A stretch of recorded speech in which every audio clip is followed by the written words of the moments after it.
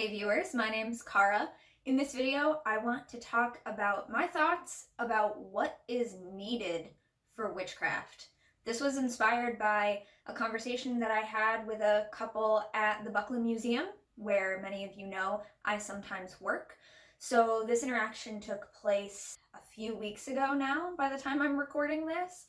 But essentially, at the Buckland Museum, we talk about Raymond Buckland and Gerald Gardner and Gardnerian Wicca most specifically, but then we also talk about witchcraft in general and letting people know that, this realm of paths and practices is really much more than just this specific path of witchcraft that our founder was involved in at first, was initiated into originally, but that oftentimes when we're talking about the general beliefs of Raymond Buckland or Gerald Gardner, we let people know that we really are referring to most specifically that tradition and that lineage. So we talk about more than just that, but we also remind people, like, when we say anything, that doesn't mean that it applies across the board to all Wiccans or all witches, certainly, or all pagans. We try to strike a balance there,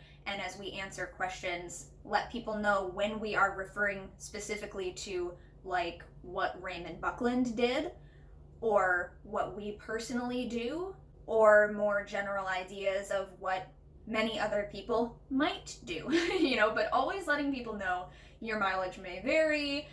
All of these things have exceptions and very personal takes on different subjects, right?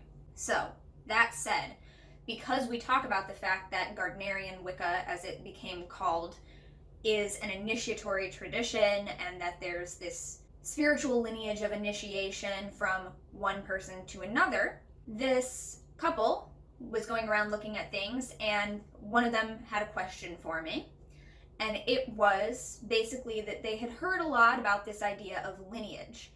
And they were wondering, for a person who maybe was interested in all this, be it Wicca specifically, or witchcraft in general, or maybe even Neo-Paganism more generally, paganism more generally, they were wondering, is it enough to have an interest in this type of stuff, in the occult, in the esoteric, in folk magic, whatever, or do you have to have that lineage connection as well? My answer to this question, of course, had to be multifaceted. There is really no one answer to this ever, but they ended up saying that they really appreciated my response, which is why I thought I might make a video and share it with you. So I had to start by pointing out that what we mean when we say lineage can mean very different things. So when we give a little tour at the museum for the collection, we talk about that spiritual lineage of initiation that happens within an initiatory tradition of witchcraft. We don't go into how it happens because it's different, kind of in every coven, every tradition, different things happen, but we mention the idea of spiritual lineage. So I mention first that if we're talking about spiritual lineage, it might be necessary or important depending on the tradition. There are certainly traditions that are initiatory and that would require that you have that direct spiritual lineage passed down to you through something like an initiation into a specific group, coven, what have you. So in that context, we might say having that spiritual lineage is necessary. On the other hand, there are other traditions that don't require initiation or anything like that. So that might not be something that is considered necessary, depending on the group that you are wanting to be involved with, or depending on the path or whatever. Then I also let them know or mentioned that another way that we use the term lineage in our lives is talking about blood lineage or hereditary or genetic lineage. There are certainly some people out there who put a very heavy emphasis on blood lineage. And particularly, I think in the earlier decades when all of this stuff was first being talked about more publicly. So we're thinking about like the 1940s, or especially starting in the 1950s here in the United States, different times in different countries. But, 50s, 60s, 70s, even into the 80s, we still saw a lot of people talking about how their great-great-grandmother was a witch, and therefore, because of that direct blood lineage connection, they are also a witch, or they have more power because of this, or whatever. And so there are certainly people today who emphasize blood lineage for various different reasons within their own practice. But there are also people who maybe felt like having a claim to a genetic lineage like that, like saying, my grandmother was a witch, or my great-great-great-great-grandmother was a witch, therefore I am, I have more clout. There were people who thought that that was really necessary for claiming any kind of authority.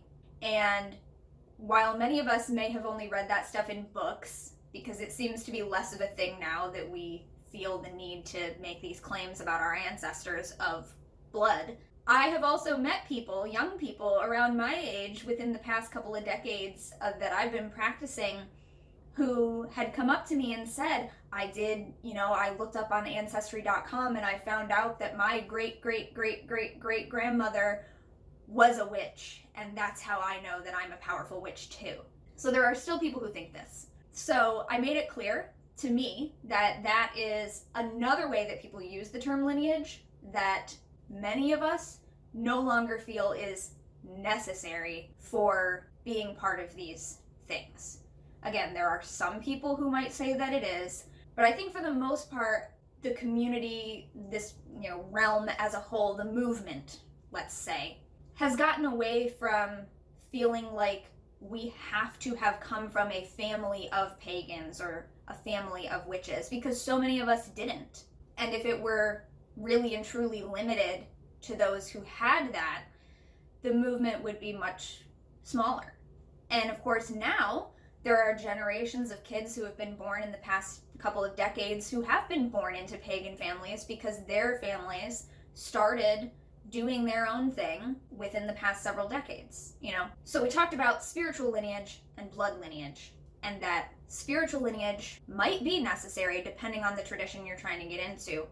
Blood lineage is not typically seen as being so necessary anymore, but it used to be more of a thing that people felt like they had to make that claim in order to have more of a claim to authenticity or any kind of authority in the movement. So after I explained that, I went into just a couple ideas of what I felt like is really necessary. Because, this person asked, is it enough to just be interested? Can I just have an interest in these things and start learning about it, and is that enough? And on a very basic level, I say, yeah. Yeah, that's the absolute minimum of what is required, is that you have to have an interest in this, right? It probably isn't going to go very well if you're not interested. Just like when we're learning things in school that we're really not interested in, it doesn't go as well. We don't enjoy it as much. We don't want to keep learning about it. We don't want to keep doing it.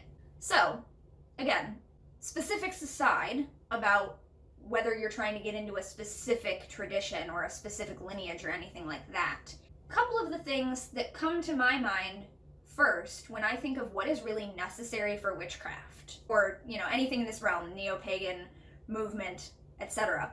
This is in no way an extensive list. These are just the first few things that came to my mind. So what I think is really necessary for people who say, I'm interested, I want to start learning. First of all, that you're interested, that's great.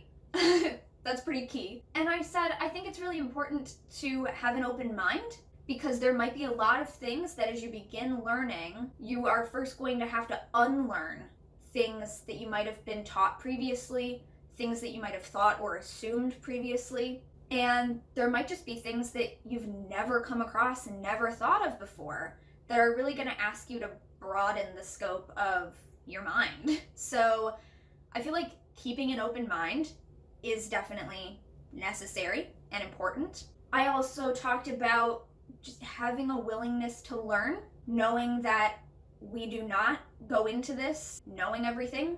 We couldn't possibly. but also even people who have been involved in this movement and in their personal practices and whatever they are involved in for decades, even those people still have more to learn. So I feel like it is necessary to always be willing to learn and know that there are always new things to learn. Kind of going off of that, I said I also think it's necessary to be willing to admit when we don't know something.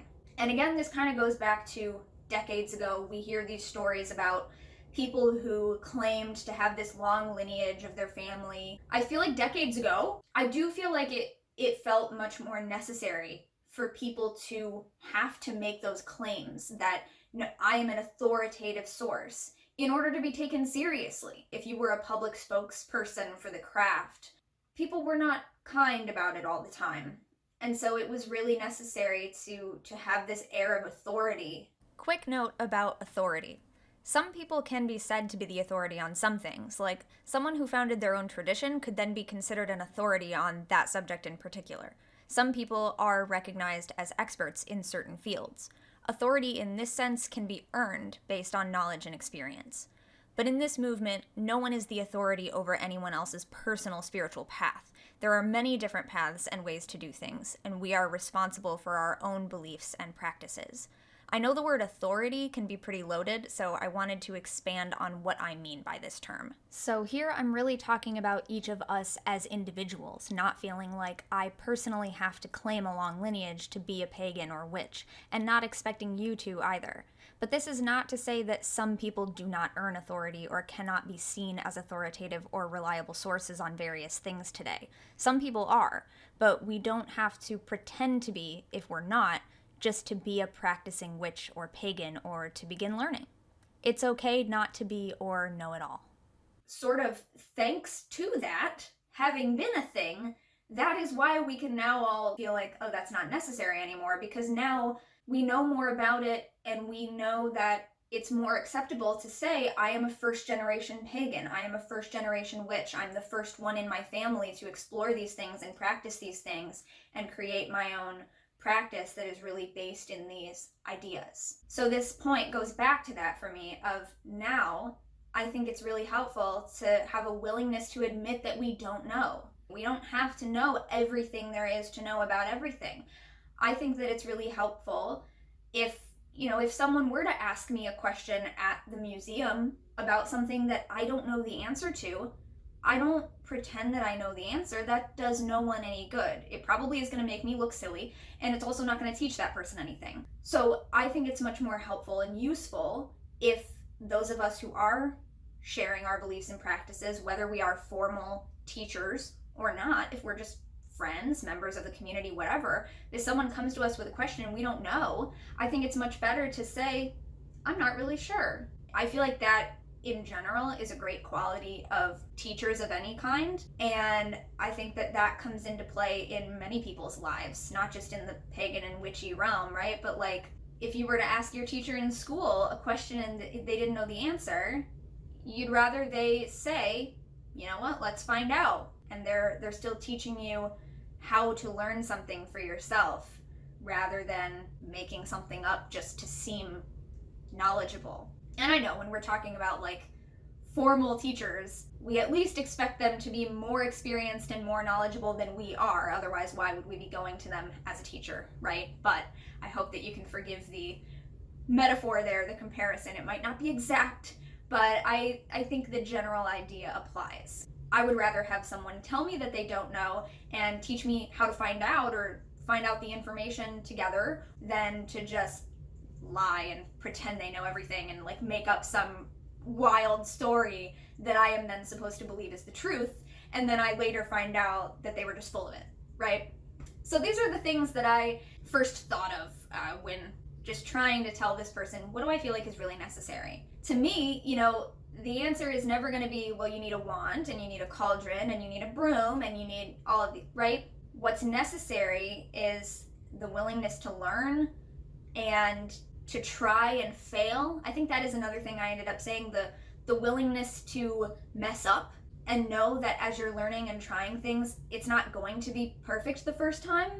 It's probably not going to be perfect anytime, But even if there is a time that, you perform a ritual and you feel like, oh, that went perfectly exactly to my vision of how I wanted it to go, and that just feels awesome, the next time it might not go that way. And we have to kind of go with the flow when that happens, and meet ourselves where we are in that respect. So these are all kinds of things that I talked about: having an open mind, having a willingness to learn, a willingness to admit when we don't know something and just be willing to find it out, not pretend to know things that we don't, not make claims to things that we really don't have any claim on, and a willingness to mess up, a willingness to look kind of silly, a willingness to feel kind of silly, because, that's a thing that happens, especially as we're trying things out, a willingness to feel like, I did this thing and I don't really like it, so I'm gonna do something different next time, and not to feel like that was a waste if we do something that we end up not liking and not wanting to do again, not thinking, well, that was a waste of my time, because it was part of the journey. It was part of how you got to learn that you don't like that thing. So these are the kind of things I thought of. And especially when I said, a willingness to admit that we don't know something, this couple said to me that they really appreciated hearing that, because they did kind of feel like already that people within this realm are expected to know everything. And I don't see how that could possibly be true, because how could you ever be a beginner if you are expected as a beginner to already know everything?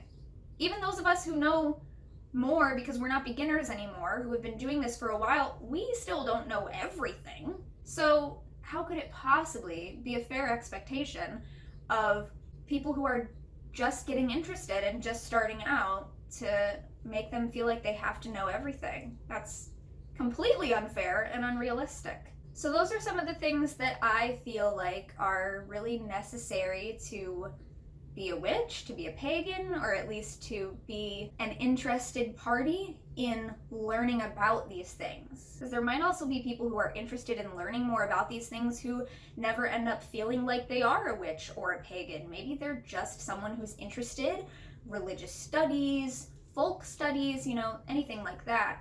So really, I think this just applies to anyone who's interested in learning more about anything in this vast realm that we sort of connect with witchcraft or neo-paganism.